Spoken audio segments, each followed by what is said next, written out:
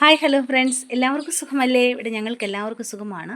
നമ്മൾക്കിത് മധുരക്കിഴങ്ങ് പുഴുങ്ങിയാലോ? എല്ലാവർക്കും അറിയാം, എല്ലാവരും കഴിച്ചിട്ടുണ്ട്. എങ്കിലും ഞങ്ങൾ പുഴുങ്ങുന്നതെന്ന് കാണട്ടെ. അതിനായിട്ട് നമ്മൾക്ക് മധുരക്കിഴങ്ങുകളെല്ലാം നല്ലതായിട്ട് ചെത്തി ഇതുപോലെ തൊലിയെല്ലാം കളഞ്ഞ് അതിൻ്റെ മണ്ണെല്ലാം കളഞ്ഞ് നല്ലതായിട്ട് കഴുകിയെടുത്ത് അടുപ്പിൽ വെക്കുന്നു. അതുപോലെ തന്നെ നമ്മൾ പറമ്പത്തുള്ള നമ്മുടെ ചെറിയ കാന്താരി മുളക്, നല്ല എരിയുള്ള കാന്താരി മുളക് നമ്മൾ പറിക്കാൻ പോവുകയാണ്. അപ്പം കണ്ടില്ലേ, ഇതുപോലെ ഒരു വട്ടയില നിറയെ നമ്മൾക്ക് കാന്താരി മുളക് കിട്ടി. നല്ല എരിവുള്ള കാന്താരി മുളകാണിത്. ഓക്കെ, അപ്പം നമ്മൾ മധുരക്കിഴങ്ങെല്ലാം നല്ല കഴുകി അടുപ്പിൽ വെച്ചിട്ടുണ്ട്. ഇനി അതൊരു അടപ്പ് വെച്ച് അടച്ചു വെക്കും. ഇത് കണ്ടില്ലേ, വയലറ്റ് കളർ പൂ അവിടെ പറമ്പത്ത് അവിടെ ഇവിടെയൊക്കെ ഇങ്ങനെ വരുന്ന ഒരു ചെടിയാണിത്. നമ്മളെന്നിട്ട് അരകല്ലിലേക്ക് കുറച്ച് കാന്താരി മുളകും ചെറിയുള്ളി, കുറച്ച് പുളി, ഉപ്പിട്ടിട്ട് നല്ലതായിട്ട് നമ്മൾ അരച്ചെടുക്കുന്നു.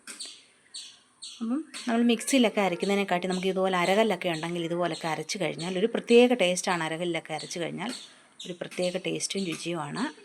എന്നിട്ട് നമ്മൾ ചമ്മന്തിയൊക്കെ നല്ല റെഡി ആയിട്ടുണ്ട്. കണ്ടില്ലേ, ചമ്മന്തി റെഡി ആയിട്ടുണ്ട്.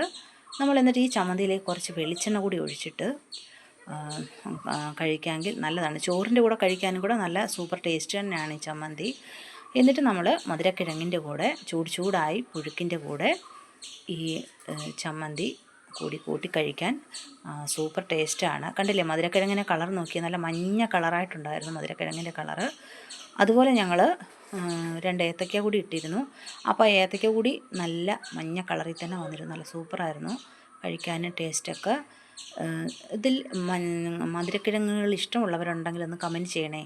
നിങ്ങൾക്ക് ഈ വീഡിയോ ഇഷ്ടപ്പെട്ടെങ്കിൽ ലൈക്ക് ചെയ്യ്, കമൻറ്റ് ചെയ്യ്, സബ്സ്ക്രൈബ് ചെയ്യ് ആൻഡ് സപ്പോർട്ട് ചെയ്യ് ഫ്രണ്ട്സ്. Thank you.